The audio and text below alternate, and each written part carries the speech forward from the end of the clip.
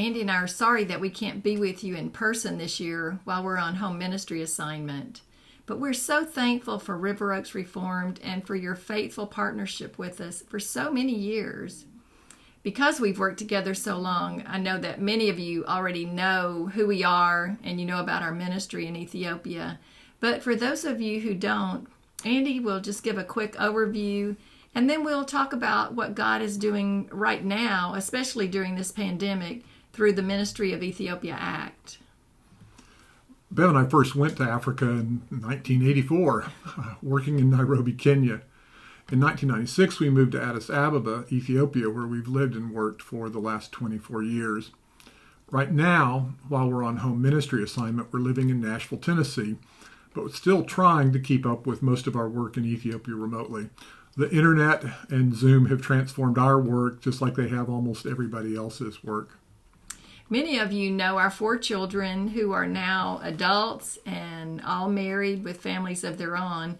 And we've been blessed with 7 precious grandchildren, ranging in age from 5 years down to 6 months old. We have 5 girls and 2 boys. 18 years ago, Bev and I started Ethiopia Act to reach out to and care for people dying of HIV/AIDS. In those 18 years, we have learned a lot, and ACT has changed a lot. We're still serving families impacted by HIV and severe poverty, but we're also doing a lot more. Today, Ethiopia Act is a team of 25 Ethiopian professionals. Another MTW couple works with us leading our spiritual ministries team and our church planning work. Our goal is still to reach the very sickest and poorest residents of Addis Ababa with health care, economic empowerment, and with gospel hope. ACT really is unique. From our beginning, we've always wanted to set clear goals, measure our impact, and then change when things weren't as effective as we thought they should be.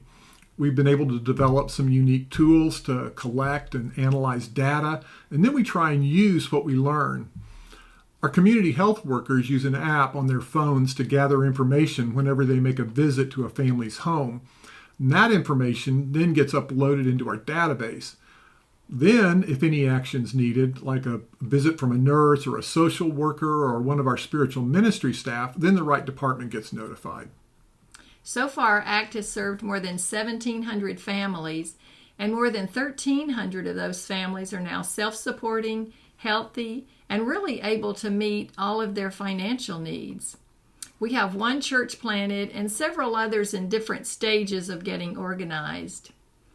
I think one of the best things we've done is require all our families to keep their children in school. And we've continued to pay for their tuition, their uniforms, shoes, and school supplies.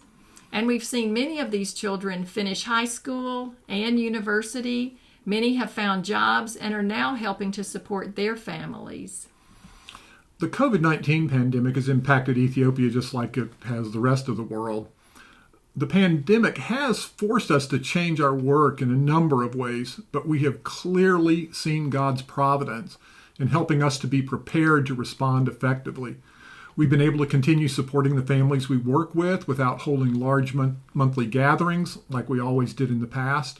We've developed the tools that help us keep track of our families and make sure they get the help they need, whether it's medical care or spiritual support. And because of ACT's reputation in our communities, when the pandemic started, the government came and asked us to help, and we've been able to distribute hand soap, food, and more than 6,000 face masks. One of the biggest impacts has been on the economy and has created food shortages, job loss, and even growing hunger. So ACT is continuing to partner with our communities to identify the neediest and the most vulnerable people and continue to provide support.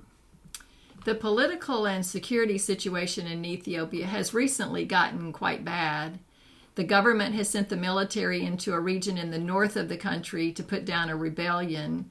And then in the western part of the country, ethnic cleansing has happened with dozens of people murdered.